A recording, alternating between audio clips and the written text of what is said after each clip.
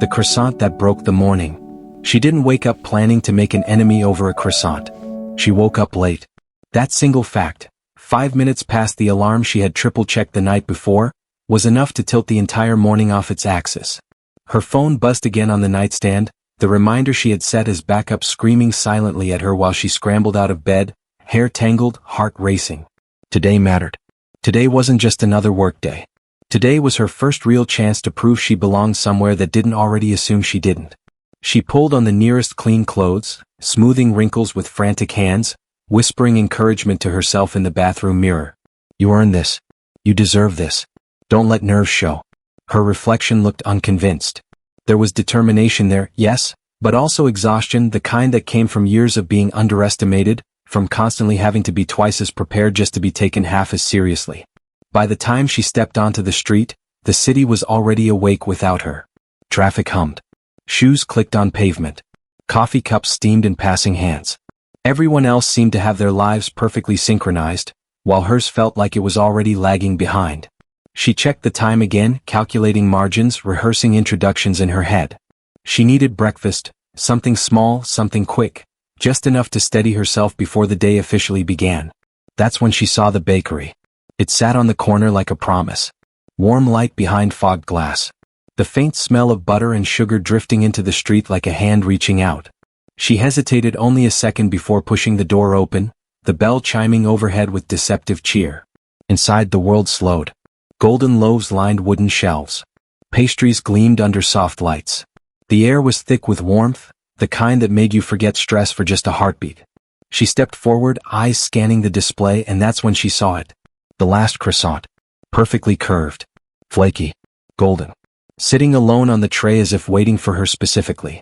Relief washed through her chest. One small win. That's all she needed. She opened her mouth to order, and someone else spoke at the exact same moment. I'll take that one. The voice was calm. Confident. Mel. She turned, already bristling, and came face to face with him. He looked like someone who never ran late. Tailored coat. Polished shoes. Hair neatly styled. The kind of man whose presence subtly shifted the space around him, as if the room itself made way.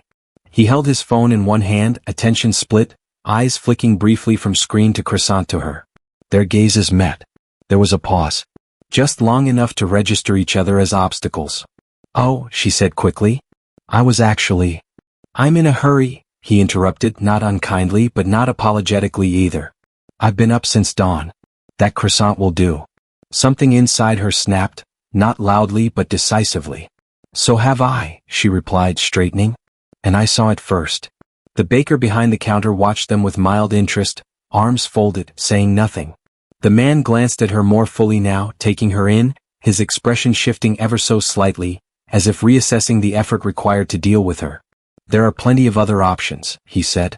I have a meeting that can't wait. She crossed her arms. And I have a life that doesn't pause just because yours is important. His jaw tightened. I didn't say your life wasn't important. You implied it. Silence stretched between them, thick and uncomfortable. Finally he sighed, reaching toward the tray. Let's not make this dramatic. At the exact same time she reached two hands. One croissant. For half a second they both froze, fingers touching opposite ends of the pastry. Then instinct kicked in. They pulled. The croissant didn't stand a chance. With a soft but devastating crack, it split, flakes scattering as both have slipped from their grip and tumbled to the floor. Butter crumbs skidded across tile like evidence at a crime scene. The bakery went quiet. She stared at the ruined pastry, breath catching in her throat, not because it was food, but because it felt symbolic in a way she couldn't yet explain. Like something small had been taken from her again, something she'd thought she'd secured. You've got to be kidding me, she said, voice sharp. He looked down, then up, disbelief flickering into something dangerously close to amusement. You just threw the croissant on the floor. I did not throw it, she snapped. You pulled. You refused to let go. Because you assumed I should. That did it. Something darkened behind his eyes, not anger exactly but offense. You don't know anything about me. And you don't know anything about me, she shot back. Yet you still decided your time mattered more. The baker cleared her throat. So, neither of you gets the croissant. No kidding, she muttered. The man exhaled sharply, rubbing his temple. Unbelievable. She bent down, picked up one broken half, looked at it for a long second, and then, without breaking eye contact, dropped it back on the floor. There, she said. Now it's officially useless. Just like this conversation. His eyebrows shot up. That was completely unnecessary. So was your attitude. They stared at each other, tension crackling, two strangers locked in a battle neither had planned but neither was willing to lose. Then she grabbed a plain roll from the shelf, slapped some coins on the counter and turned for the door. Enjoy your very important day, she said over her shoulder. He watched her leave, the bell chiming sharply behind her, something unreadable settling in his chest. Neither of them noticed the way the baker smiled. They also didn't know, couldn't have known, that this ridiculous, infuriating moment over a single croissant had just set something much larger in motion. Because some lessons don't arrive politely. Some arrive broken on the floor. And some people only realize who they've underestimated when it's already too late. The room where power speaks. She told herself the croissant incident didn't matter. That it was stupid. Forgettable.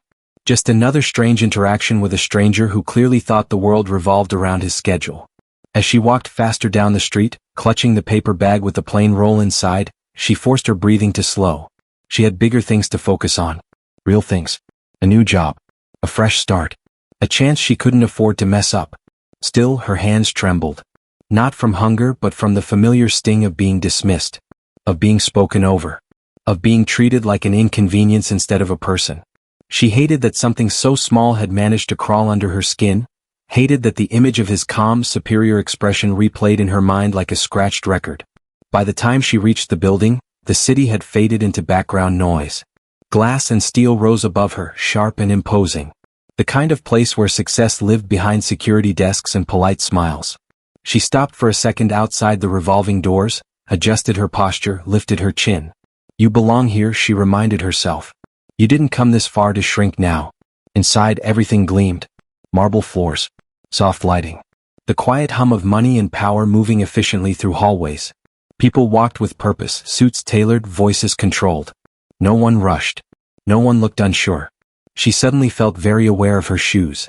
At the reception desk, she gave her name. The receptionist's smile flickered, just a fraction, before returning, perfectly professional. They're expecting you. Conference room 12. The elevator ride felt longer than it should have. Each floor number lighting up like a countdown. Her reflection in the mirrored wall stared back at her, competent, capable, nervous. She pressed her lips together, steadying herself. When the doors opened, the hallway was already alive with quiet conversation. Executives. Managers. People who looked like they'd never had to fight for space in a bakery line, let alone in life. She followed the signs, heart pounding louder with each step, and reached the conference room just as voices inside rose slightly. She took a breath. Then she stepped in. The room was large, bright, intimidating. A long table dominated the center, surrounded by people mid-discussion. Someone turned first. Then another. Heads followed. Conversation stuttered to a stop. And then she saw him. He stood near the head of the table, jacket off now, sleeves rolled up, authority settling on him like it belonged there. The same man from the bakery. The same posture. The same composed confidence. For a split second their eyes met. Recognition flashed. His eyebrows lifted just slightly. Her stomach dropped. The room went quiet. Well, he said calmly, voice carrying easily, this is unexpected. Every eye shifted to her. Heat rushed to her face but she forced herself not to look away. I'm here for the project briefing, she said evenly. I was told to report here at 9. Someone at the table frowned. Another glanced at a tablet. A woman near the window whispered something under her breath. He tilted his head, studying her with new interest now, not as a stranger but as something else. And your role is? She swallowed. Operations coordinator. I'm joining the strategy team. Pause. Then a low chuckle from the far end of the table. That's ambitious, someone said. The word landed like a small slap. He didn't smile. Have a seat, he said instead, gesturing to the chair farthest from him. She walked to it, every step measured, aware of the unspoken evaluation happening around her. As she sat, she felt the shift, subtle but unmistakable. This wasn't neutral ground. This was his space. His world. The meeting resumed but she struggled to focus. Data blurred. Slides passed. Her mind replayed the bakery scene in cruel clarity, the broken croissant, her defiance, his disbelief. She hadn't known then, She knew now. At one point, she raised her hand to speak, offering a correction to a projected timeline. The room hesitated. A few people exchanged looks. He turned to her slowly. "We'll address questions later." Her hand dropped. Later never came. When the meeting ended, chairs scraped back, conversations resumed. People stood, laughed softly, gathered their things. She remained seated for a moment, gathering herself, then stood to leave, and nearly collided with him. "Walk with me," he said quietly, already moving toward the door. It wasn't a request. The hallway felt narrower with him beside her. He stopped near the windows overlooking the city, hands in pockets, gaze outward. "You're brave," he said. "Walking into a room like that after this morning?" She stiffened. "I didn't realize breakfast came with a background check." A corner of his mouth twitched. "You didn't realize who you were arguing with. And you didn't realize who you were dismissing." That earned her a look, sharp, assessing. "You have a habit of challenging authority." "I have a habit of not letting people walk over me." Silence stretched. The city sprawled below them, indifferent. "You embarrassed me," he said finally. Her laugh was short. "You tried to take my food and my dignity before 9 a.m. His eyes darkened. "Careful." "Why?" she asked. "Because you have power?" "Yes." The word was blunt. Honest. Something hardened inside her. "Then maybe you should use it better." For a moment she thought he might snap back. Instead he smiled, a cold, controlled smile. "We'll see how you do here." And with that, he turned and walked away, leaving her staring after him, heart pounding, a knot of anger and resolve twisting together in her chest. She didn't know it yet, but she had just been marked. Not as insignificant, but as interesting. And in rooms like these, that could be far more dangerous. The weight of underestimation. The next 2 weeks taught her something important. Power didn't need to shout. It whispered, through ignored emails, half-finished sentences, meetings scheduled without her name on the invite list. Through polite smiles that never reached the eyes. Through the quiet assumption that she was there to observe, not to contribute. She noticed it immediately. Her desk was placed just outside the main strategy room, close enough to hear decisions being made, far enough to be excluded from them. Tasks came wrapped in vague instructions, deadlines impossibly tight, expectations impossibly unclear. When mistakes happened, mistakes caused by missing information, her name floated to the surface first. Still she worked. She arrived early, stayed late, documented everything. She double-checked figures, cross-referenced data, caught inconsistencies no one else seemed to notice. She corrected errors quietly without applause, without acknowledgement. And every so often she felt his eyes on her. He never spoke to her unless necessary. When he did, his tone was controlled, distant, professional in a way that felt deliberate. As if he were reminding both of them that whatever had happened in the bakery no longer existed, or worse, that it existed only as a lesson. Know your place. The irony wasn't lost on her. One afternoon, during a mid-level review meeting, it happened openly. A senior manager presented a cost forecast. The numbers felt wrong the moment she saw them. Too optimistic. Too clean. She scanned the spreadsheet quickly, heart pounding. She raised her hand. The room paused. "Yes," the manager said, distracted. "I think there's a discrepancy in the supplier assumptions," she said carefully. "If the third quarter costs rise even slightly, the margin collapses." A brief silence. Then a soft laugh from across the table. "That's speculative," someone said. The manager nodded. "We vetted these numbers." She hesitated. "With respect, the model doesn't account for." "That will be enough," the manager said, smiling tightly. "We'll stick to the agenda." Her cheeks burned. No one looked at her. Later that evening, as she packed up her things, she heard raised voices inside the strategy room. The door was half open. "Can't believe she interrupted like that," someone said. "She's new. Trying too hard. Does she even understand the scale we're operating at?" She froze. Another voice hissed, cut through. "Come. Sure. Enough." Silence followed. She didn't wait to hear more. She walked away, pulse pounding, humiliation heavy in her chest. Not because she'd been wrong, but because she'd been right and ignored. That night she went home and cried. Not loudly. Not dramatically. Just quietly, sitting on the edge of her bed, shoes still on, replaying every moment she'd swallowed her pride, every time she'd chosen professionalism over self-defense. She thought of the croissant again, how something small had been taken from her without a second thought. She wiped her face and stood. Enough. If they weren't going to listen, she would make them unable to ignore her. Over the next few days she worked in silence. She pulled reports from archives no one touched anymore. She ran alternative projections. She cross-checked supplier histories, market fluctuations, contract loopholes. She built a model, not flashy, not dramatic, just brutally accurate. Every late night the office grew quieter. And every night she noticed the lights still on in his office upstairs. Once, as she printed a final report near midnight, she heard footsteps. He stopped when he saw her. "You're still here?" he said. "So are you." Pause. "Go home," he said. "After this." He studied the stack of papers in her hands. "What is that?" "Work." His jaw tightened. "You don't have to prove anything."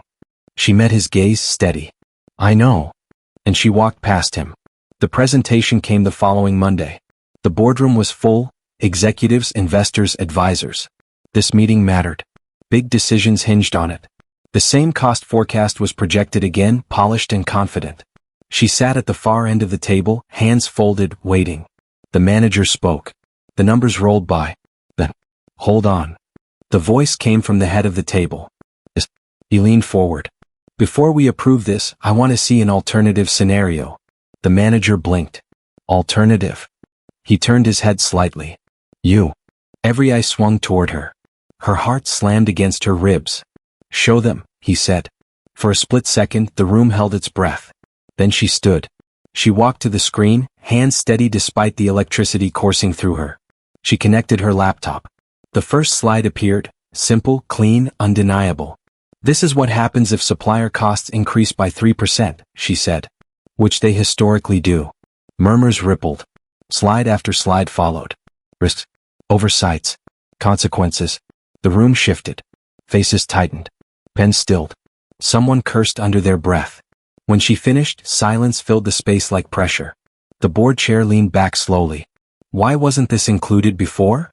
No one answered. He spoke then, voice calm but lethal. "Because no one listened." Eyes turned to him. He looked at her, not cold now, not distant. Respectful. "We'll revise the plan," the chair said. Immediately. As the meeting broke, people avoided her gaze. He stopped her at the door. "You were right," he said quietly. She nodded. "I know." For the first time since the bakery he smiled, not amused, not superior. Impressed. And somewhere deep inside the company something began to shift. Because underestimation only works until the truth stands up. The truth they never asked for. Respect, she learned, rarely arrived with an apology. It arrived quietly, awkwardly, through pauses in conversation when she entered a room, through people suddenly asking her opinion instead of speaking over her. Her inbox filled with messages marked urgent, important, "Can you take a look at this?" The same people who had once dismissed her now waited for her confirmation before moving forward. But respect built on surprise was fragile. And resentment always followed close behind. She felt it in sideways glances. In clipped tones. In the way certain managers suddenly questioned her methods, her authority, her right to be heard. They didn't challenge her work anymore. They challenged her. "You're overstepping," one told her privately. "You're moving too fast," said another. She smiled. Took notes. Kept going. And above it all he watched. He didn't shield her. Didn't intervene publicly. But he listened now, truly listened when she spoke. When she sent reports he read them. When she suggested adjustments he backed them in meetings. The distance between them shifted, not disappearing but changing shape. Then came the invitation. An industry summit. High profile. Media present. Executives from rival firms, regulators, investors. A stage where reputations were made, or broken. "She'll assist," one manager said dismissively when her name came up. He didn't even look up. "She'll present." The room went still. "She's not," someone began. "She is," he said flatly. The day of the summit, the hall buzzed with energy. Cameras flashed. Conversations overlapped in polished, practiced tones. She stood backstage, adjusting her notes, grounding herself in slow breaths.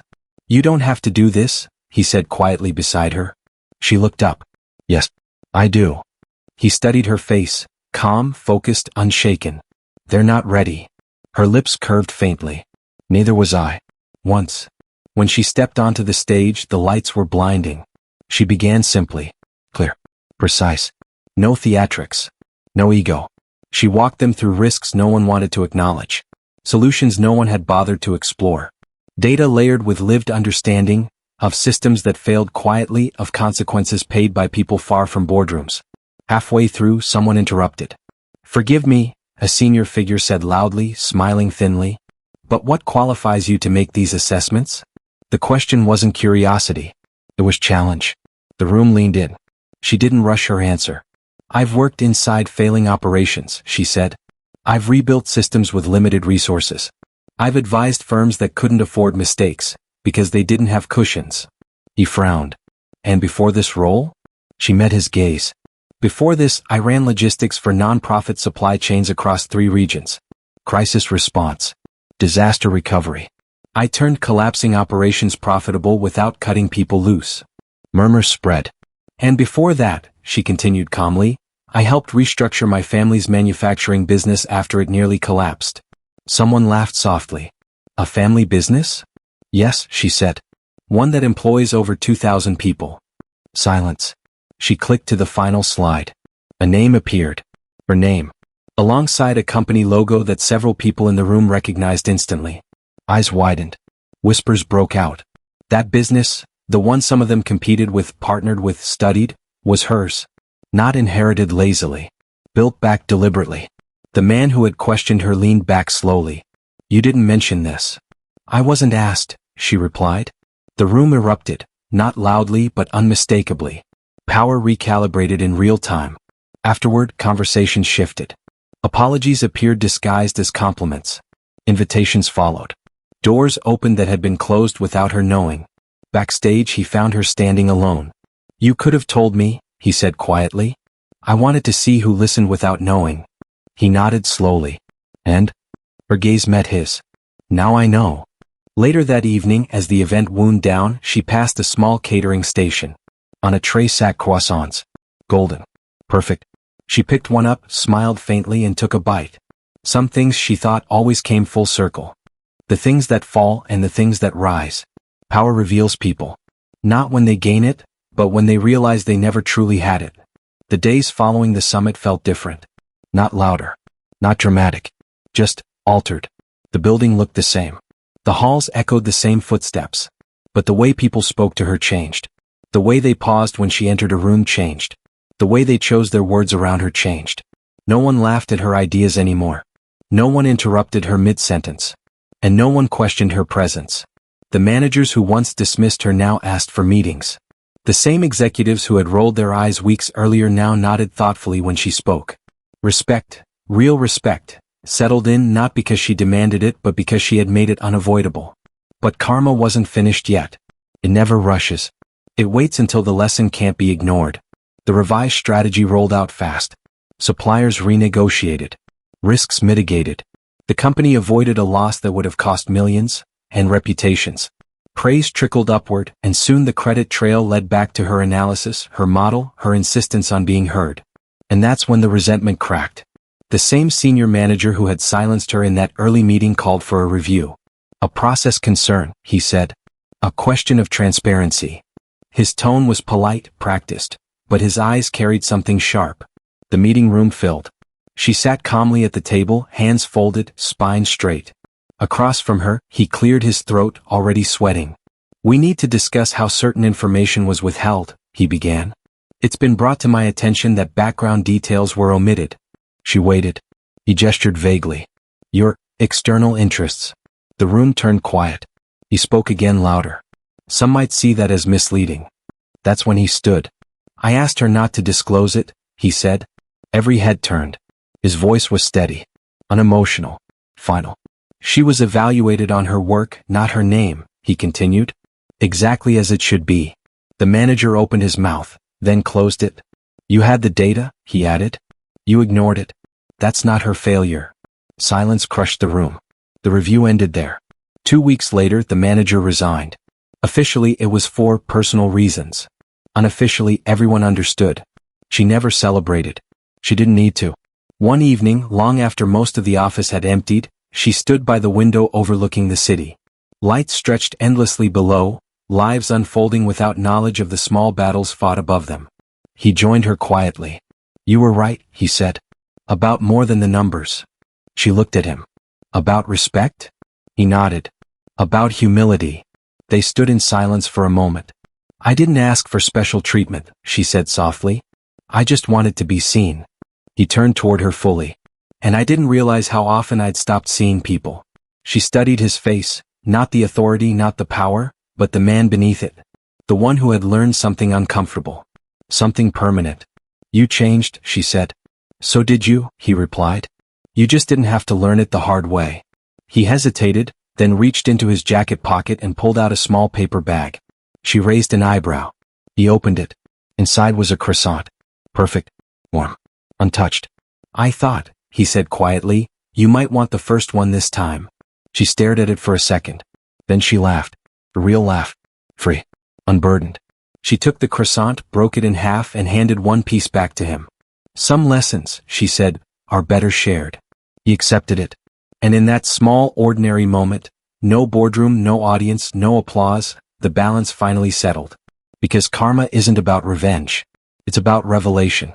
It's about showing people who they underestimated, without saying a word. And sometimes all it takes to expose the truth is a croissant that falls to the floor.